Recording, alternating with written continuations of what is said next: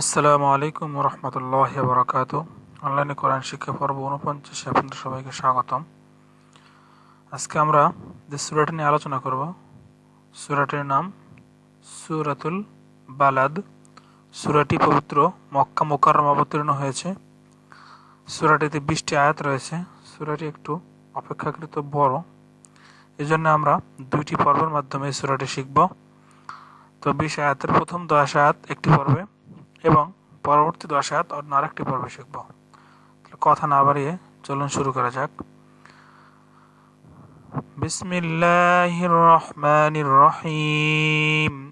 লা উকসিমু বিহাযাল বালাদ ওয়া আনতা হিল্লুম বিহাযাল বালাদ ওয়া ওয়ালিদিন ওয়া মা ওয়ালাদ لقد خلقنا الإنسان في كبد أيحسب أن لن يقدر عليه أحد يقول أهلكت مالا لبدا أيحسب أن لم يره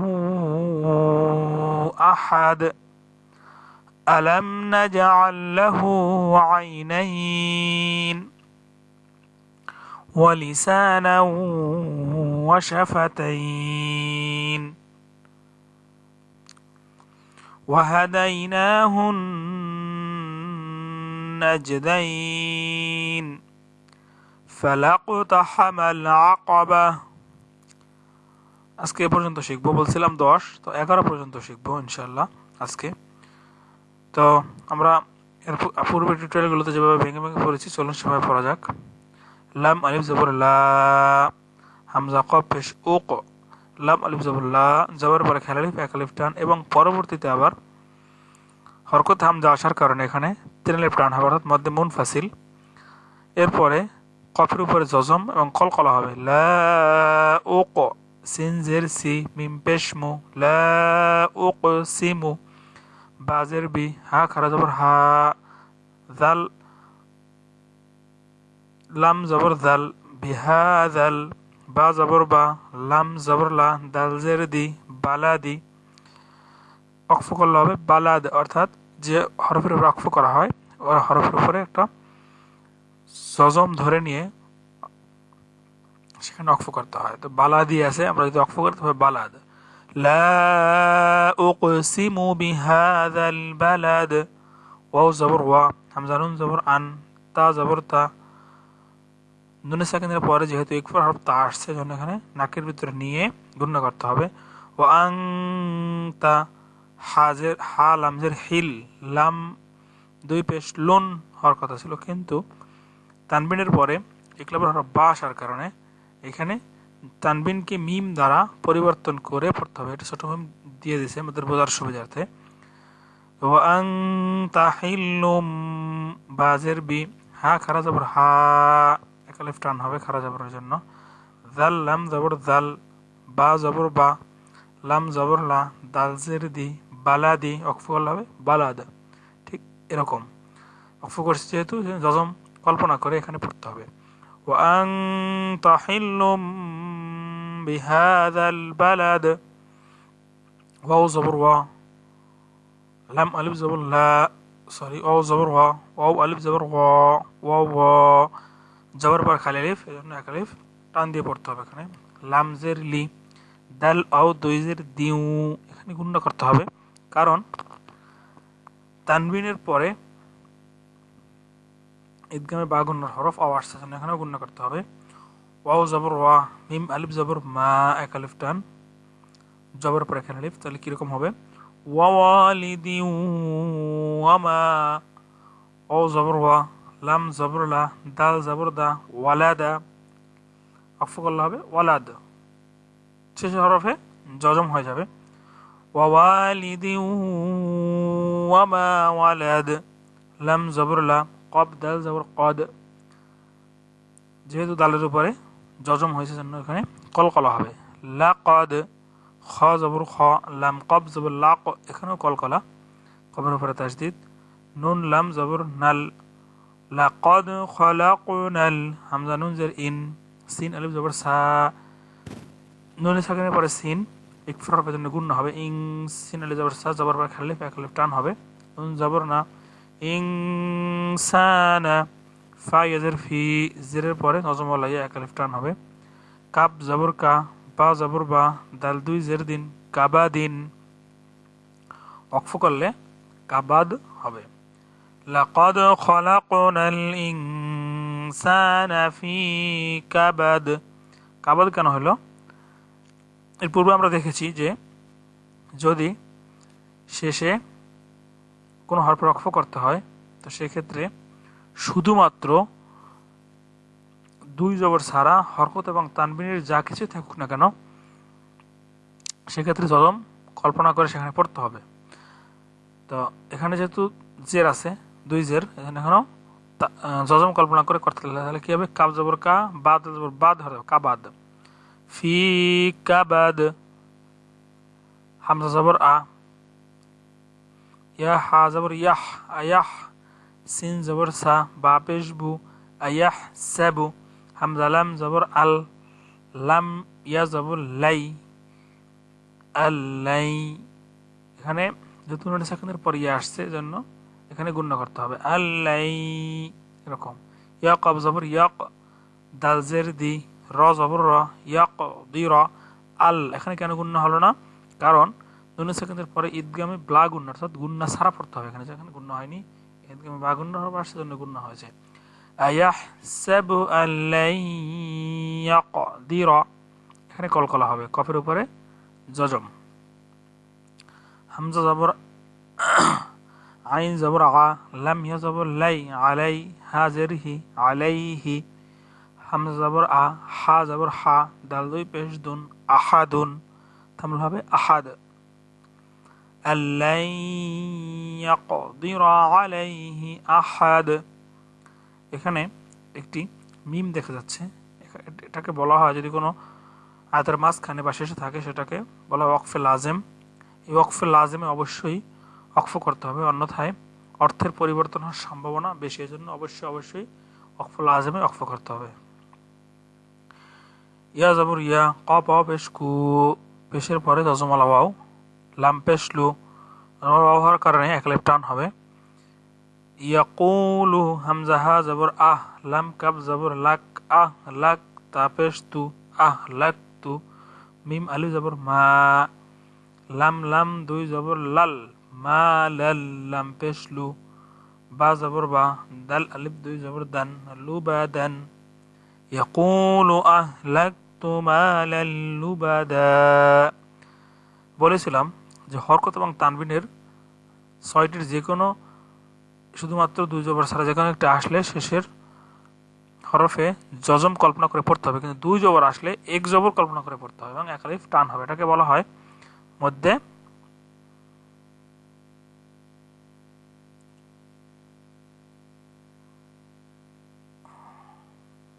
মধ্যে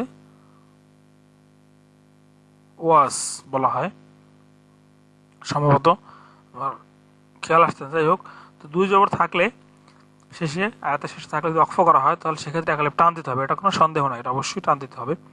এরকম পড়তে হবে, ইয়াকুলু আহলাকতু মালাল লুবাদা, হামজা জবর আ, ইয়া হা জবর ইয়াহ, সিন জবর সা, বা পেশ বু, আয়াহ সাবু, হামজা লাম জবর আল, লাম মিম জবর লাম, আয়াহ সাবু আল্লাম, ইয়া জবর ইয়া, র জবর র, হা উল্টা পেশ হু, এক আলিফ টান ছিল, কিন্তু এর পরের যে হরফ সেটা হরকতে হামজা হওয়ার কারণে এখানে তিন আলিফ টান হবে। আয়াহসাবু আল্লাম ইয়ারাহু, হামজা জবর আ, হা জবর হা, দাল দুই পেশ দুন, আহাদুন, অপকল হবে আহাদ, সে হরফে জজম হয়ে যাবে। আয়াহসাবু আল্লাম ইয়ারাহু আহাদ, হামজা জবর আ, লাম মিম জবর লাম, আলাম, নুন জিম জবর নাজ, কলকলা হবে আলাম নাজ, আইন লাম জবর আল, লাম জবর লা, হাউল টপে হু, আলাম নাজআল লাহু, আইন ইয়া জবর আই, নুন ইয়া জবর নাই, নুন জের নি, আই নাই নি, ওয়াকফ করলে হবে আই নাইন, অর্থাৎ এটাও হবে জজম। ধরো আমি তাজবিদ অংশ আলোচনায় বলেছিলাম যে জবরের পরে যজমালা ইয়া তো যজমালা ওয়াও হয়, সেটাকে বলা হয় লিনের হরফ, এবং লিনের হরফের পরের হরফে যদি ওয়াকফ করা হয় সেটাকে বলা হয় মদ্দে লিন, অর্থাৎ একালিফ টানতে হবে। আলাম নাজআল লাহু আইনাইন, মধ্যে লিন। ওয়াও জবর ওয়া, লাম জের লি, সিন আলিফ জবর সা, জবরের বাম পাশে খালি আলিফ, এজন্য একালিফ টানতে হবে। নুন ওয়াও দুই জবর নাও, এখানে গুন্না কারণ তানবিনের পরে ইদগামে বাগুন্দা হরফ।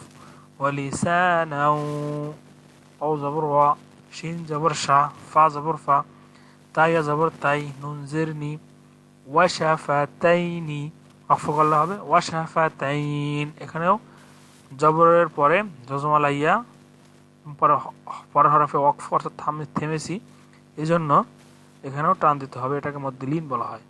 ওয়ালিসানাও ওয়াশাফাতাইন, ওয়াও জবর ওয়া, হা ইয়া জবর হাই, সরি ওয়াও জবর ওয়া, হা জবর হা, ওয়াহা, দাল ইয়া জবর দাই, ওয়াহা দাই, নুন খেরা জবর না, একালিফ টান খারা জবরের জন্য, হা নুন পেশ হুন,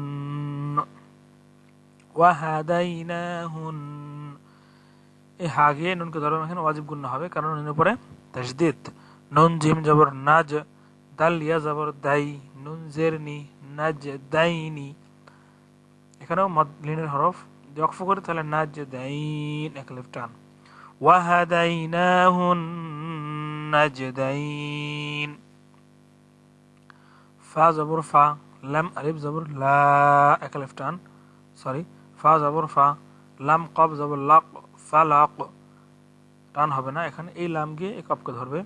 তা জবর তা, হা জবর হা, ফালাক তা হা, মিম লাম জবর মাল, ফালাক তা হামাল, আইন জবর আ, কব জবর ক, আক, বা জবর বা, তা জবর তা, আকাবাতা, ফালাকতা হামাল আকাবাতা, ওয়াকফ করে দিতে হবে আকাবা, অর্থাৎ এই গোল তাগুলোর উপর ওয়াকফ করলে সেটা হা হয়ে যায়, এটা আগে আমি বলেছি।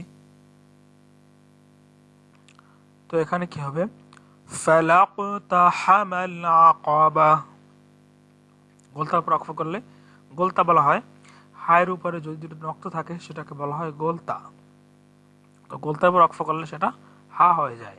এবং পূর্বের নিয়ম অনুসারে শেষ হরফে ওয়াকফ করলে সেটা জবর জের পেশ, দুই পেশ দুই জের যাই থাকুক না কেন, দুই জবর থাকলে কিন্তু এক জবর হবে, কিন্তু অন্য যা কিছু থাকুক সেটা জজম দিয়ে পড়তে হবে। তাহলে কি হবে, আকাবা। আরেকবার পড়ছি, বিসমিল্লাহির রহমানির রহিম, লা উকসিমু বিহাযাল বালাদ وأنت حل بهذا البلد ووالد وما ولد لقد خلقنا الإنسان في كبد أيحسب أن لن يقدر عليه أحد يقول أهلكت مالا لبدا أيحسب أن لم يره أحد ألم نجعل له عينين ولسانا وشفتين وهديناه النجدين فلاقتحم العقبة। আজকের আলোচনা পর্যন্ত। আগামী পর্বে টিউটোরিয়াল দেখার আমন্ত্রণ জানিয়ে আজকে এখানেই শেষ করছি। সবাই ভালো থাকবেন। আসসালামু আলাইকুম ওয়া রাহমাতুল্লাহি ওয়া বারাকাতুহু।